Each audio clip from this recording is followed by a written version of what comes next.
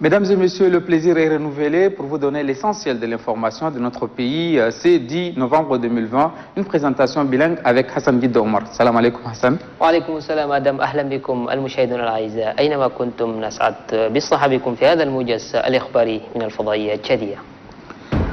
Après avoir rencontré les différentes couches socio-professionnelles de Bangor, Pala, respectivement dans les provinces du Mayo-Kébi Est et Mayo-Kébi Ouest, et Koumra au Mandoul, le maréchal du Tchad, Idriss Déby Itno, président de la République, a rencontré hier dans l'après-midi ceux de Sar, chef-lieu de la province du Moyen-Chari. Peu avant de quitter la ville de Sar, chef-lieu de la province du Moyen-Chari, le maréchal du Tchad, Idriss Déby Itno, président de la République, chef de l'État, a visité quelques champs de maïs, quelques champs de coton, sorgho et sésame situés sur l'axe Kiabé-Sar. La montée des eaux des fleuves Chari et Logone, le gouvernement fait le point sur l'aide aux sinistrés du 9e et 1er arrondissement. Une réunion a regroupé ce matin autour du ministre d'État, ministre secrétaire général de la présidence de la République, Kalzebe Paimi Debe. Quelques membres du gouvernement, le délégué général du gouvernement auprès de la commune de N'Djamena et le maire de la ville. Il ressort que de la plupart des sinistrés des différents sites ont reçu l'aide du gouvernement et d'autres en instance de recevoir cette aide. Vous aurez plus de détails aux 20h. Une année académie s'achève, une autre commence. L'université Roi Faisal évalue depuis ce matin ses activités de l'année écoulée afin de mieux entamer celle qui commence. Il ressort de cette évaluation que d'importants efforts ont été fournis par le corps enseignant qui, malgré la pandémie de la Covid-19, a su donner le meilleur de lui-même pour achever les programmes. Le doyen de l'université Acharra des sciences d'éducation, Abdelkader Abakar Adam, a donné des orientations claires aux enseignants et aux étudiants pour la réussite de l'année académique qui commence.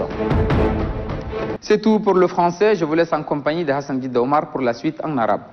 حياكم الله من جديد المشاهدون الأعزاء أينما كنتم. زار صباح اليوم مشير جهة إدريس ديبي إتنو حقول القطن السمسم والزرابي قرية كيماتا وتندى الواقعتين على بعد 30 كيلومتر من مدينة كيابي. وخلال وقوفه على مختلف هذه المزارع أشار مشير جهة إلى جودة القطن التشادي كما ساعد المزارعين في حصاده. وتأتي زيارة فخامة رئيس الجمهورية إدريس ديبي إتنو هذه بعد 24 ساعة من افتتاحه لشركة تشادية الجديدة للنسيج بمدينة سار، وذلك بهدف تطوير الصناعات القطنية على المستوى المحلي.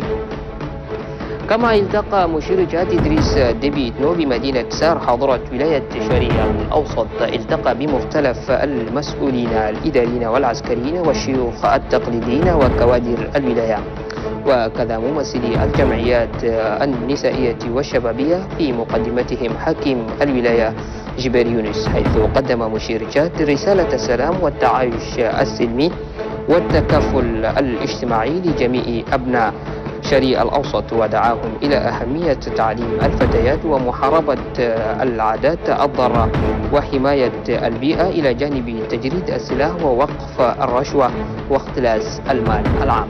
تفاصيل هذا الخبر تجدونه في نشرة 7 بالتفصيل. ترأس صباح اليوم الوزير الأمين العام برئاسة الجمهورية كالزبي باهيمي ديبي فعاليات الاجتماع الذي أقيد بالقصر الرئاسي بهدف معالجة الأزمة التي تشهدها بعض أحياء أنجمينا نتيجة الفيضانات الناتجة من سيول نهر شاري وليغون، وذلك لإعادة النظر لمسألة المتضررين والبحث عن حلول عاجلة لهم.